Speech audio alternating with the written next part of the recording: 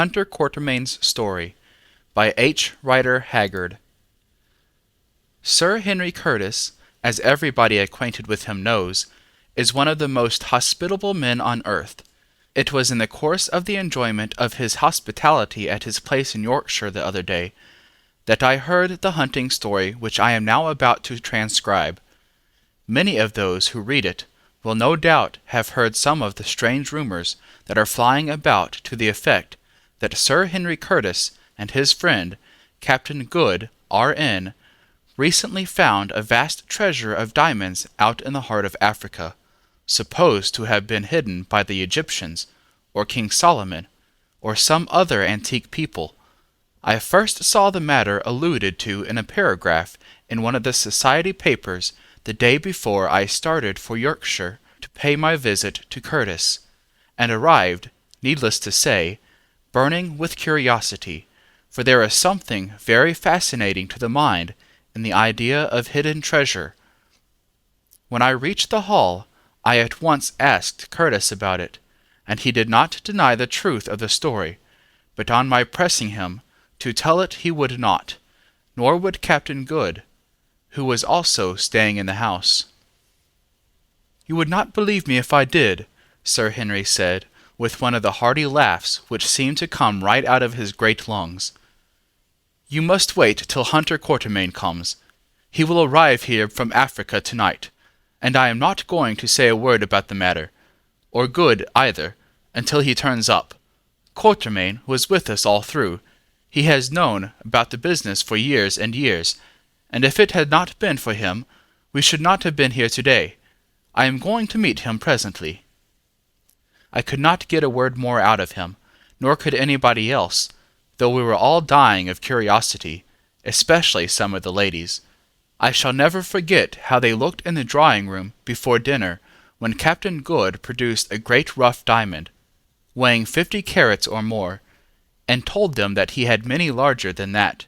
If ever I saw curiosity and envy printed on their faces, I saw them then. It was just at this moment that the door was opened, and Mr. Allan Quatermain announced, whereupon Good put the diamond in his pocket, and sprang at a little man who limped shyly into the room, convoyed by Sir Henry Curtis himself. "Here he is, Good, safe and sound," said Sir Henry gleefully.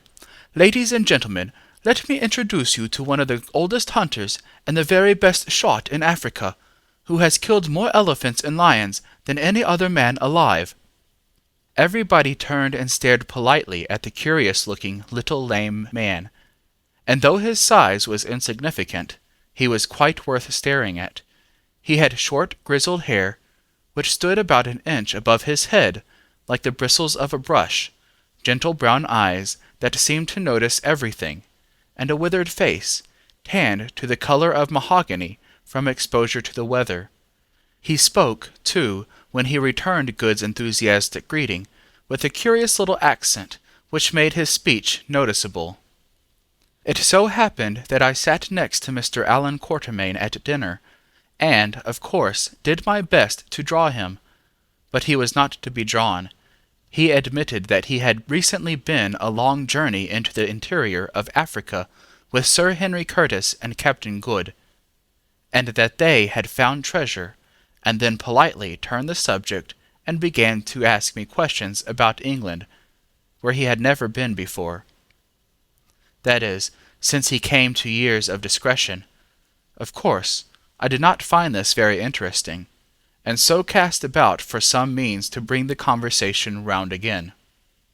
Now we were dining in an oak-panelled vestibule, and on the wall opposite to me were fixed 2 gigantic elephant tusks, and under them a pair of buffalo horns, very rough and knotted, showing that they came off an old bull, and having the tip of one horn split and chipped. I noticed that Hunter Quatermain's eyes kept glancing at these trophies, and took an occasion to ask him if he knew anything about them. "I ought to," he answered, with a little laugh. "The elephant to which those trunks belonged tore one of our party right in two about 18 months ago, and as for the buffalo horns, they were nearly my death, and were the end of a servant of mine to whom I was much attached. I gave him to Sir Henry when he left Natal some months ago, and Quatermain sighed and turned to answer a question from the lady whom he had taken down to dinner, and who, needless to say, was also employed in trying to pump him about the diamonds. Indeed, all around the table there was a simmer of scarcely suppressed excitement, which, when the servants had left the room, could no longer be restrained. "Now, Mr. Quatermain," said the lady next to him, "we have been kept in an agony of suspense by Sir Henry and Captain Good, who have persistently refused to tell us a word of the story about the hidden treasure till you came, and we simply can bear it no longer, so please begin at once." "Yes," everybody said. "Go on, please." Hunter Quatermain glanced around the table apprehensively. He did not seem to appreciate finding himself the object of so much curiosity. "Ladies and gentlemen," he said at last, with a shake of his grizzled head, "I am very sorry to disappoint you, but I cannot do it. It is this way. At the request of Sir Henry and Captain Good, I have written down a true and plain account of King Solomon's mines, and how we found them, so you will soon be able to learn all about that wonderful adventure for yourselves. But until then I will say nothing about it, not from any wish to disappoint your curiosity, or to make myself important, but simply because the whole story partakes so much of the marvellous, that I am afraid to tell it in a piecemeal, hasty fashion, for fear I should be set down as one of those common fellows, of whom there are so many in my profession, who are not ashamed to narrate things they have not seen, and even to tell wonderful stories about wild animals they have never killed. And I think that my companions in adventure, Sir Henry Curtis and Captain Good, will bear me out in what I say." "Yes, Quatermain, I think you are quite right," said Henry. "Precisely the same considerations have forced Good and myself to hold our tongues, and we did not wish to be bracketed with, well, with other famous travellers." There was a murmur of disappointment at these announcements. "I believe you are all hoaxing us," said the young lady next to Mr. Quatermain rather sharply. "Believe me," answered the old hunter, with a quaint courtesy and a little bow of his grizzled head, "though I have lived all my life in the wilderness and amongst savages, I have neither the heart nor the want of manners to wish to deceive one so lovely." Whereat the young lady, who was pretty, looked appeased. "This is very dreadful," I broke in. "We ask for bread, and you give us a stone, Mr. Quatermain. The least that you can do is to tell us the story of the tusks opposite the buffalo horns underneath. We won't let you off with less." "I am but a poor story-teller," put in the old hunter, "but if you will forgive my want of skill, I shall be happy to tell you, not the story of the tusks, for that is part of the history of our journey to King Solomon's mines, but that of the buffalo horns beneath them, which is now 10 years old." "Bravo, Quatermain," said Sir Henry. "We shall all be delighted. Fire away. Fill up your glass first." The little man did as he was bid, took a sip of claret, and began. "About 10 years ago I was hunting up in the far interior of Africa, at a place called Gatgara, not a great way from the Chobe River. I had with me 4 native servants, namely, a driver and voorlooper, or leader, who were natives of Matabele land, a Hottentot named Hans, who had once been the slave of a Transvaal Boer, and a Zulu hunter, who, for 5 years, had accompanied me upon my trips, and whose name was Mashune.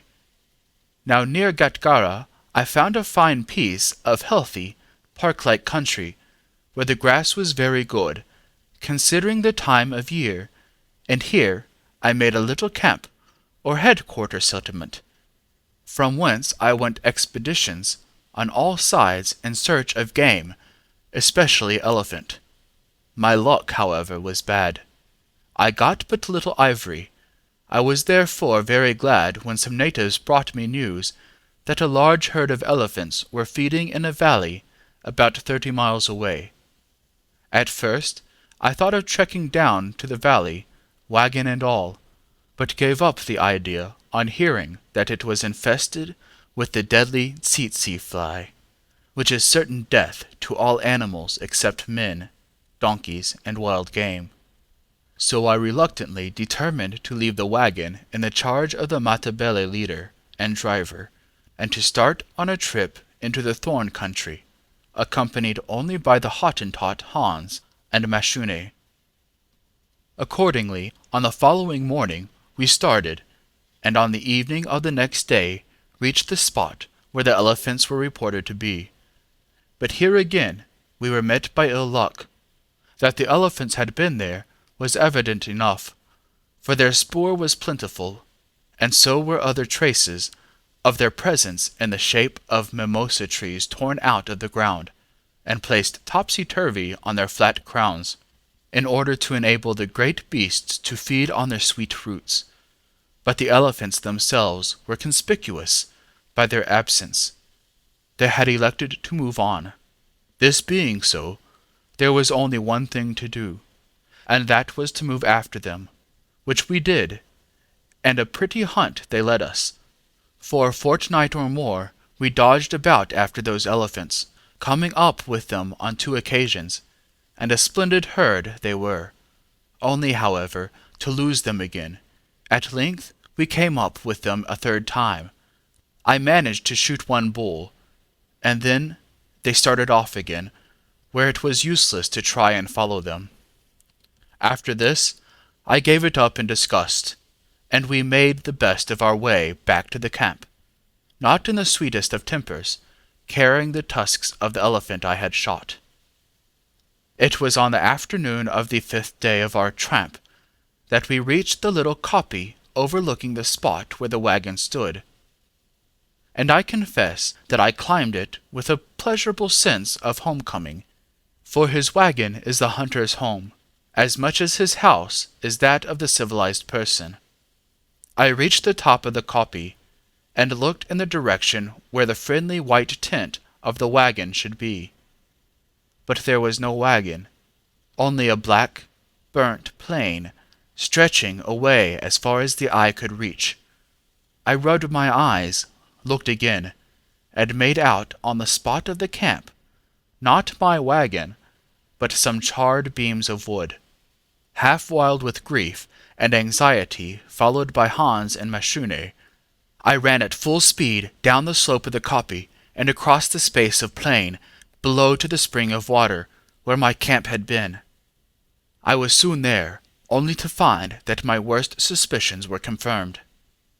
The wagon and all of its contents, including my spare guns and ammunition, had been destroyed by a grass fire.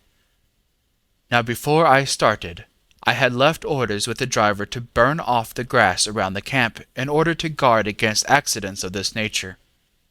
And here was the reward for my folly. A very proper illustration of the necessity, especially where natives are concerned, of doing a thing oneself if one wants it done at all. Evidently, the lazy rascals had not burnt around the wagon. Most probably, indeed, they had themselves carelessly fired the tall and resinous tambuki grass near by. The wind had driven the flames onto the wagon tent, and there was quickly an end of the matter. As for the driver and leader, I know not what became of them. Probably, fearing my anger, they bolted, taking the oxen with them. I have never seen them from that hour to this.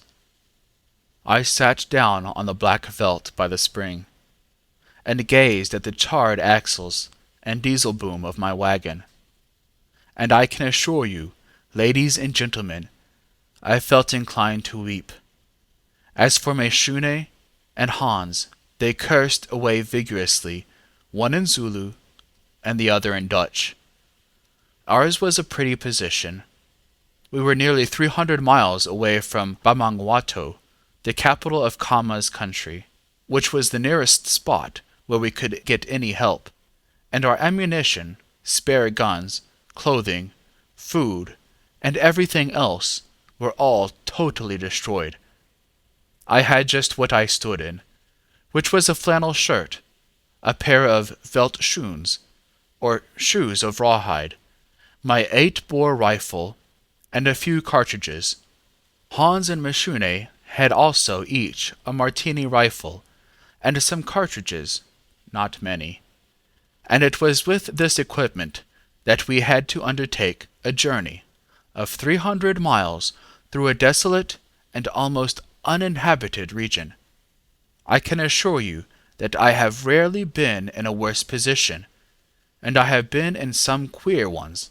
However, these things are the natural incidents of a hunter's life, and the only thing to do was to make the best of them. Accordingly, after passing a comfortless night by the remains of my wagon, we started next morning on our long journey toward civilization. Now, if I were to set to work to tell you all the troubles and incidents of that dreadful journey, I should keep you listening here till midnight, so I will, with your permission, pass on to the particular adventure of which the pair of buffalo horns opposite are the melancholy memento. We had been travelling for about a month, living and getting along as best we could, when one evening we camped some 40 miles from Bamangwato. By this time we were indeed in a melancholy plight, footsore, half-starved, and utterly worn out, and, in addition, I was suffering from a sharp attack of fever, which half blinded me and made me weak as a babe. Our ammunition, too, was exhausted. I had only one cartridge left for my 8-bore rifle, and Hans and Mashune, who were armed with Martini Henrys, had 3 between them. It was about an hour from sundown when we halted and lit a fire, for luckily we had still a few matches. It was a charming spot to camp, I remember. Just off the game track we were following was a little hollow, fringed about with flat-crowned mimosa trees, and at the bottom of the hollow a spring of clear water welled up out of the earth, and formed a pool, round the edges of which grew an abundance of watercresses of an exact similar kind to those which were handed round the table just now. Now, we had no food of any kind left, having that morning devoured the last remains of a little oribe antelope, which I had shot 2 days previously. Accordingly Hans, who was a better shot than Mashune, took 2 of the 3 remaining Martini cartridges, and started out to see if he could not kill a buck for supper. I was too weak to go myself. Meanwhile, Mashune employed himself in dragging together some dead boughs of the mimosa trees to make him a sort of skirm, or shelter for us to sleep in, about 40 yards from the edge of the pool of water.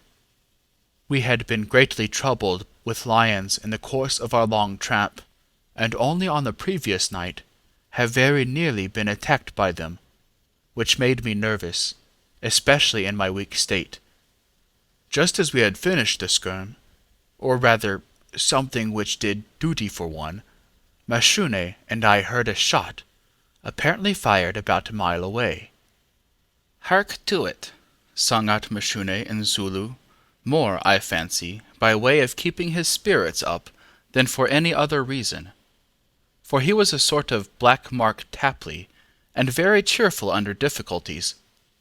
"Hark to the wonderful sound with which the Mabuna, the Boers, shook our fathers to the ground at the Battle of the Blood River. We are hungry now, my father. Our stomachs are small and withered up like a dried ox's paunch, but they will soon be full of good meat. Hans is a Hottentot and an Mvagazan, that is, a low fellow, but he shoots straight. Ah, he certainly shoots straight. Be of a good heart, my father. There will soon be meat upon the fire, and we shall rise up men." And so he went on talking nonsense till I told him to stop, because he made my head ache with his empty words. Shortly after we heard the shot, the sun sank in his red splendor, and there fell upon earth and sky the great hush of the African wilderness. The lions were not up as yet.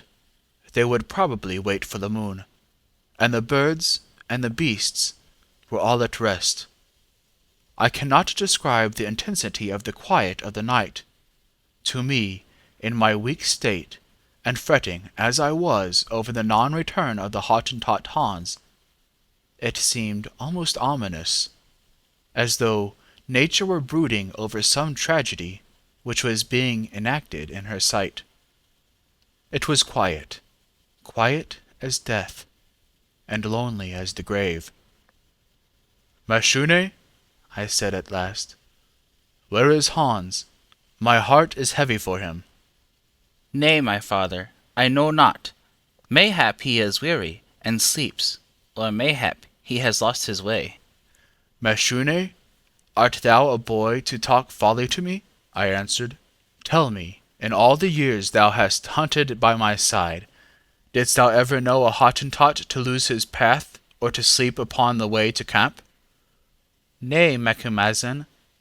"That, ladies, is my native name, and means the man who gets up by night, or who is always awake.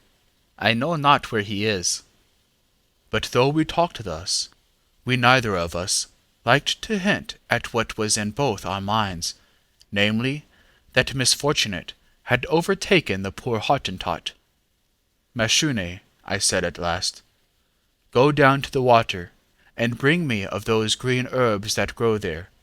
I am hungered, and must eat something." "Nay, my father, surely the ghosts are there, and they come out of the water at night, and sit upon the banks to dry themselves. An Isanusi told it me." Mashune was, I think, one of the bravest men I ever knew in the daytime, but he had a more than civilized dread of the supernatural. "Must I go myself, thou fool?" I said sternly. "Nay, Macumazahn, if thy heart yearns for strange things like a sick woman, I go, even if the ghosts devour me." And accordingly he went, and soon returned with a large bundle of watercresses, of which I ate greedily. "Art thou hungry?" I asked the great Zulu presently, as he sat eyeing me eating. "Never was I hungrier, my father."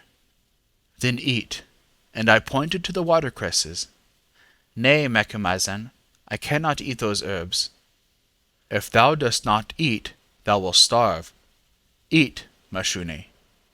He stared at the watercresses doubtfully for a while, and at last seized a handful and crammed them into his mouth, crying out as he did so, "Oh, why was I born, that I should live to feed on green weeds like an ox?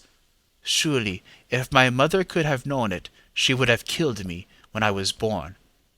And so he went on lamenting between each fistful of watercresses, till all were finished, when he declared that he was full indeed of stuff, but it lay very cold on his stomach, like snow upon a mountain. At any other time I should have laughed, for it must be admitted that he had a ludicrous way of putting things. Zulus do not like green food. Just after Mashune had finished his watercresses, we heard the loud woof, woof of a lion, who was evidently promenading much nearer to our little skerm than was pleasant. Indeed, looking into the darkness, and listening intently, I could hear his snoring breath, and catch the light of his great yellow eyes. We shouted loudly, and Mashune threw some sticks on the fire to frighten him, which apparently had the desired effect, for we saw no more of him for a while. Just after we had had this fright from the lion, the moon rose in her fullest splendor, throwing a robe of silver light over all the earth. I have rarely seen a more beautiful moonrise.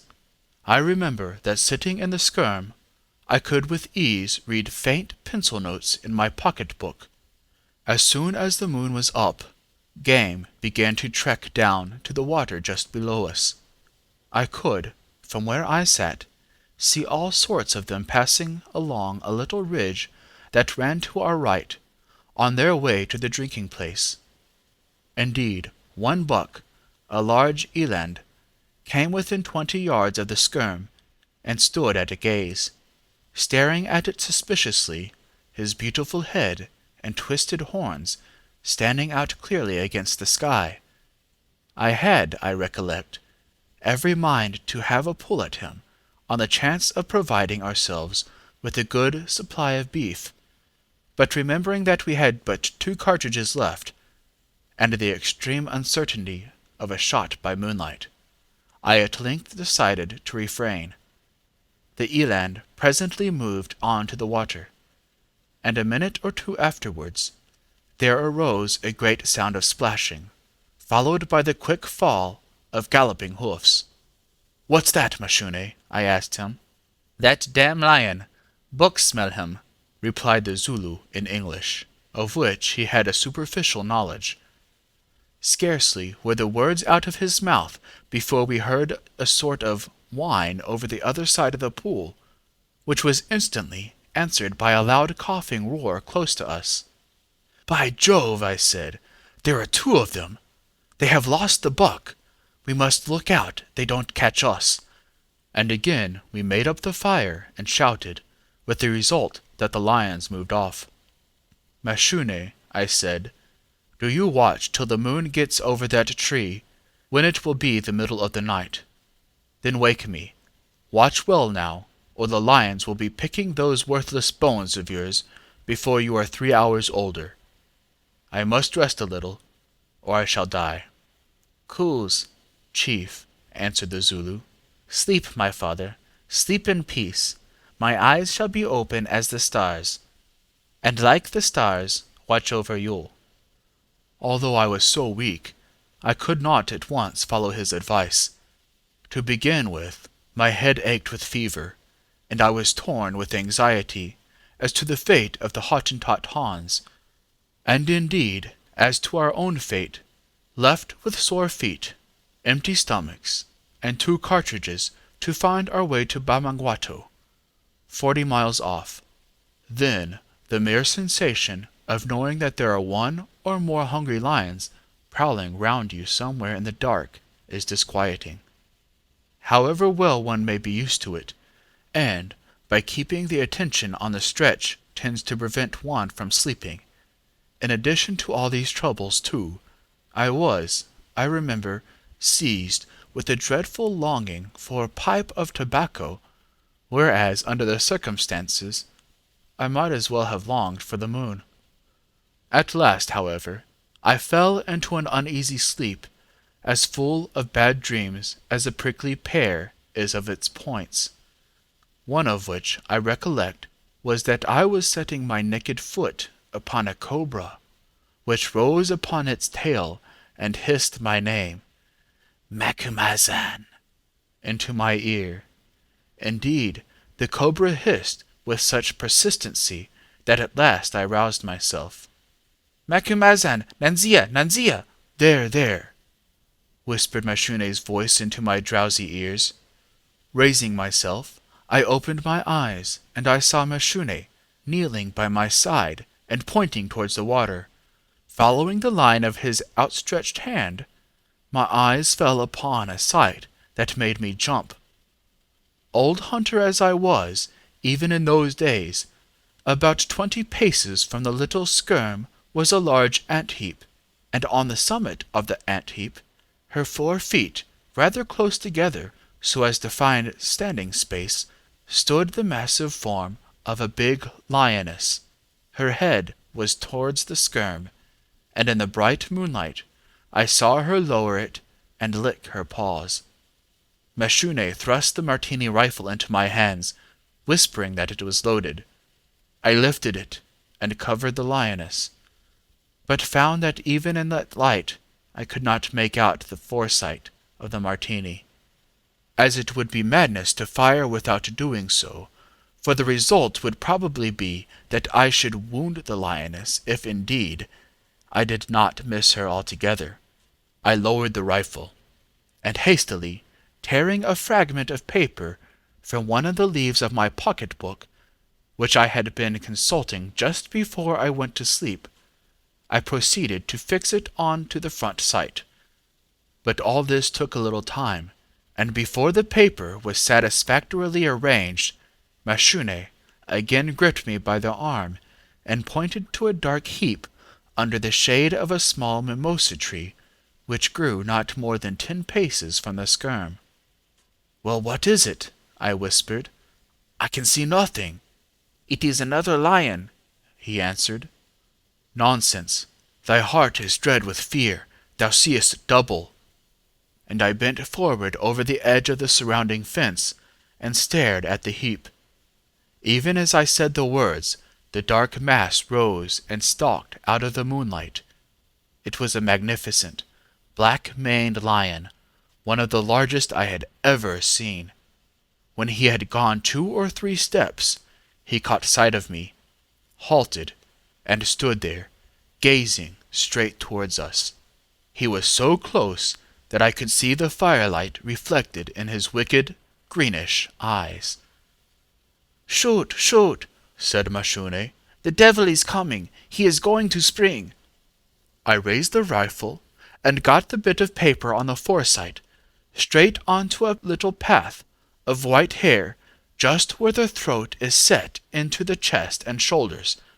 As I did so, the lion glanced back over his shoulder, as according to my experience, a lion nearly always does before he springs.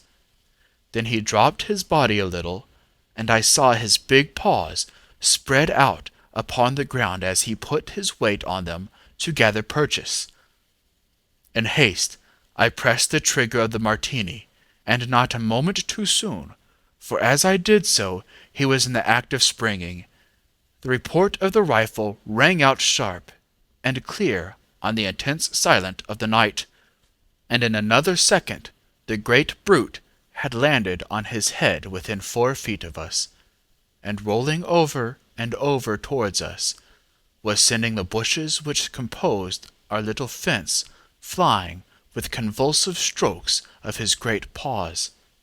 We sprang out of the other side of the skerm, and he rolled on to it, and into it, and then right through the fire. Next he raised himself and sat upon his haunches like a great dog, and began to roar. Heavens, how he roared! I never heard anything like it before or since. He kept filling his lungs with air, and then emitting in the most heart-shaking volumes of sound. Suddenly, in the middle of one of the loudest roars, he rolled over on his side and lay still, and I knew that he was dead. A lion generally dies upon his side. With a sigh of relief, I looked up towards his mate upon the ant-heap.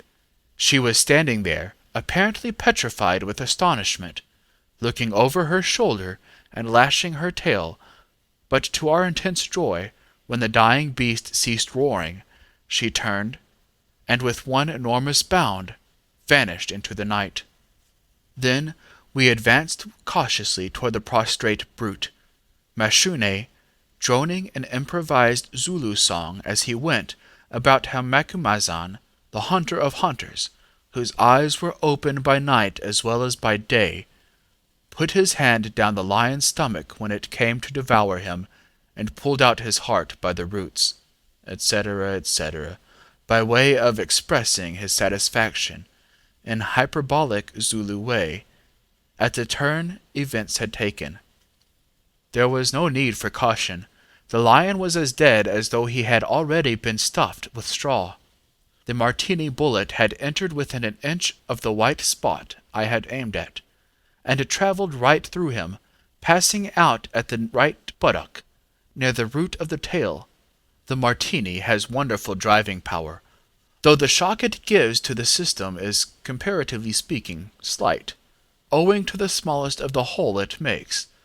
But fortunately the lion is an easy beast to kill. I passed the rest of that night in a profound slumber, my head reposing upon the deceased lion's flank, a position that had, I thought, a beautiful touch of irony about it, though the smell of his singed hair was disagreeable. When I woke again the faint primrose lights of dawn were flushing in the eastern sky.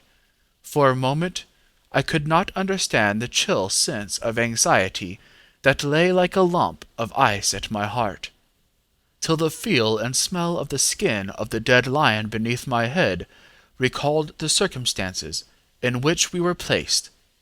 I rose, and eagerly looked round to see if I could discover any signs of Hans, who, if he had escaped accident, would surely return to us at dawn. Then hope grew faint, and I felt that it was not well with the poor fellow. Setting Mashune to build the fire, I hastily removed the hide from the flank of the lion, which was indeed a splendid beast, and cutting off some lumps of flesh, we toasted and ate them greedily. Lion's flesh, strange as it may seem, is very good eating, and tastes more like veal than anything else. By the time we had finished our much-needed meal, the sun was setting up, and after a drink of water and a wash at the pool, we started to try to find Hans, leaving the dead lion to the tender mercies of the hyenas. Both Mashune and myself were, by constant practice, pretty good hands at tracking, and we had not much difficulty in following the Hottentot spoor. Faint as it was, we had gone on this way for half an hour or so, and were, perhaps, a mile or more from the site of our camping place, when we discovered the spoor of a solitary bull-buffalo mixed up with the spoor of Hans, and were able from various indications to make out that he had been tracking the buffalo.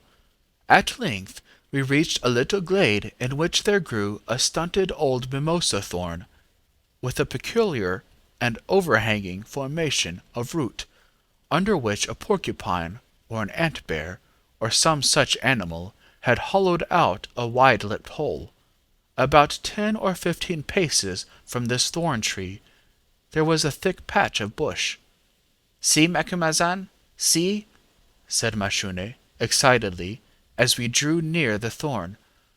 "The buffalo has charged him. Look, here he stood to fire at him. See how firmly he planted his feet upon the earth. There is the mark of the crooked toe." Hans had a bent toe. "Look, here the bull came like a boulder down the hill, his hoofs turning up the earth like a hoe. Hans had hit him. He bled as he came. There are the blood spots. It is all written down there, my father, upon the earth." "Yes," I said, "yes. But where is Hans?" Even as I said it, Mashune clutched my arm and pointed to the stunted thorn just by us. Even now, gentlemen, it makes me feel sick when I think of what I saw. For fixed in a stout fork of the tree some 8 feet from the ground was Hans himself, or rather his dead body, evidently tossed there by the furious buffalo. One leg was twisted round the fork, probably in a dying convulsion. In the side, just beneath the ribs, was a great hole, from which the entrails protruded. But this was not all. The other leg hung down to within 5 feet of the ground. The skin and most of the flesh were gone from it. For a moment we stood aghast, and gazed at this horrifying sight. Then I understood what had happened. The buffalo, with that devilish cruelty which distinguishes the animal, had, after his enemy was dead, stood underneath his body and licked the flesh off the pendant leg with his file-like tongue.